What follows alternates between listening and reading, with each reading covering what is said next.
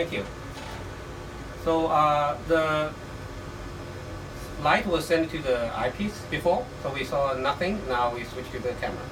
Okay, well, we could just make a shortcut here, switch the camera, something like that. But it's actually here. We did not go through in there. Like move. Oh, this moves the array. Doesn't matter. Okay. So now you have these.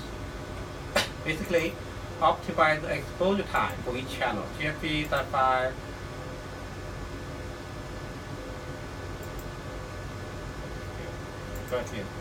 Okay. So this is step one. Find the focus on eyepiece or here, and then exposure time of adjustment. And the second one is set up XY origin. But before we do that, actually, because we on purpose tilted these too much, we have to make the ASI state rotatable to rotate the sample to be horizontal. So you do these.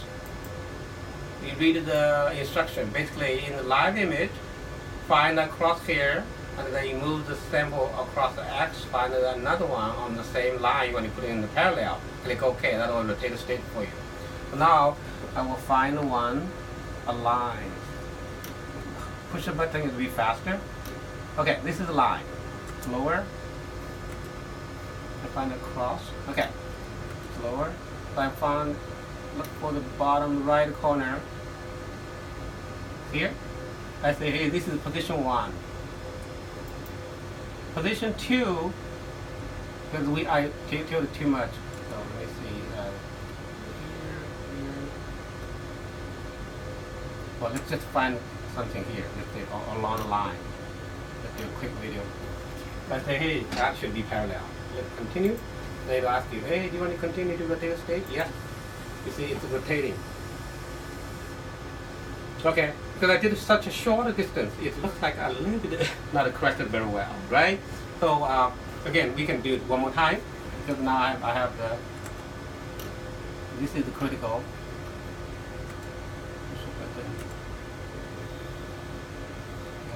Okay.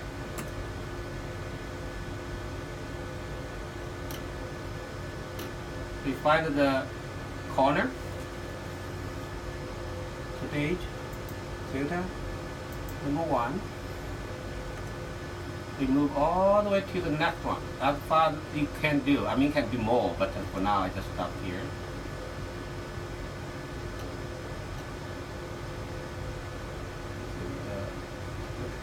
Okay. Please continue. Yes, rotate. See, it rotated back a little. I still need can be better. Okay, so this is the one. So now I can say, hey, I can move to the extreme physical top left. But let's say, hey, I want to capture here. 6 by 6. Okay, and that little highway is for alignment of the angle issue. Otherwise, I do not need them for the imaging like this. 6 by 6. But I usually leave a little bit of room because you cannot capture 7 anyway. And to balance the 6 in the middle. So okay, go back to the excuse me. Set origin. Okay, the third button is just for function. You know, to go back. You see, if we moved around and they lost, they say, hey, go back to the origin, right? Then planar correction. You click it. It see the PDF file, but the shrink down version is here. Go to origin focus sample with the piezo focus, the little round knob on the ASI. Hold the joystick for 5 seconds or longer. Set up the reference point. So you get 3 points to define a plano, a piece of paper, and then that ASI will move along after you crack to always focus on the same paper. Okay, like if the slide is tilted. And then this one you cannot do in the software. So what I do is move to the, let's say this is the focus one, and then I hold the button for 5-6 seconds. Release the button. This number on the bottom left corner should change.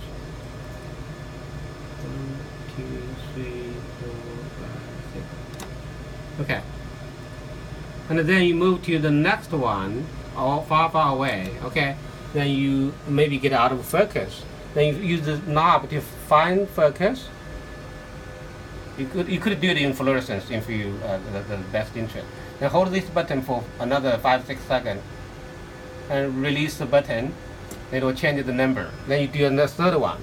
The number should change between 1, 2, 3 until the last one is down. Third one. Okay, like that. This is for the planar correction.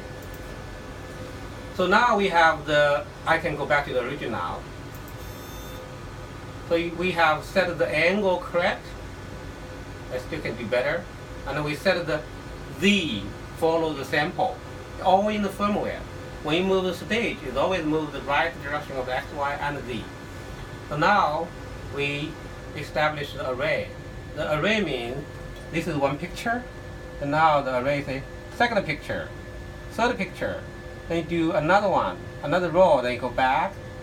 This is the second row, and you do the third one, and you do 3 by 3. If you do 3 by 4, it's like this. Okay, this is the array you define in the firmware again. Now how do you do that? You say, go back to your routine, establish array. You basically tell the software how many in the X, 3 by 3 or 3 by 4 or 9 by 9. The chip was made by 800 micron between this to the next one. Okay, so you click continue. Then you say, hey, I only need to do for today just 3, and then I do 4, 5, 4. That's it. It's set in the firmware already. Then the software does is that you set up a time lapse here. Time lapse, multiple wavelengths. Okay, the time lapse is 12 points. The time we did it 3 by 4, it automatically calculated these 12 for you. Okay, because that software thinks the time point on the same position, 1, 2 through 12. But because the ASI, it has a trigger at the end of bright field is a TTL trigger to the stage, move to the next position. The software, the camera does not even know. That's the highest speed we can achieve. Okay, so now set up a loop interval. So you click this. How many delay in? If you capture 16 by 16, 256 well, then you want to wait for a couple of hours, and let cell grow. Then you capture another time. Then that's a delay in second. Okay, you have to calculate it. If it's an hour or whatever second it is. Okay, that's array. That's a loop interval. And then you always say, hey, what if during that 1 hour wait, I got out of focus? So you can find the focus with the reference channel, with the GFP quad, and click OK. You kind of find the focus. This is just a test. Find the focus using Leica Z, the wide field Z, not the super Z. Okay? And you find the focus, click here, and it basically captures this stack and find the best focus for you. And it's basically the peak, the contrast place. Okay? That's it. So now you click live. It's the better looking place. Okay? Well, into the bright field. This is test the best focus, audio focus parameters. So now, skip the exit. Now you can loop the MDA for array. What it does, you will see, we combine everything we set up before. How many loops? Let's say do 2 loops, just 2, and then click OK. Then the autofocus. Do you want to do every cycle you want to autofocus, or you do every 10 minutes a cycle, and I want to do every hour autofocus because it drifted not that much, right? So now I click every one of them. If you have 10 cycles, you say every 2, every 3, whatever. Click OK. Then it will do the very beginning, your autofocus. Depends on the reference channel you picked before. 4 channels. Then trigger the state, move to the next position. It's doing 3 by 4, 3 by 4 now. 12 position. And wait for the interval. 5 seconds I select it.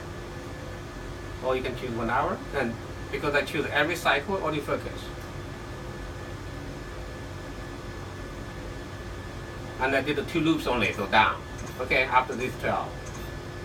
And you will see those images, it's not moving that much because we moved the angle very well. Not perfect, you could do better, or not even moving at all, right? But still, as long as you have the 60 by 60 in the field of view.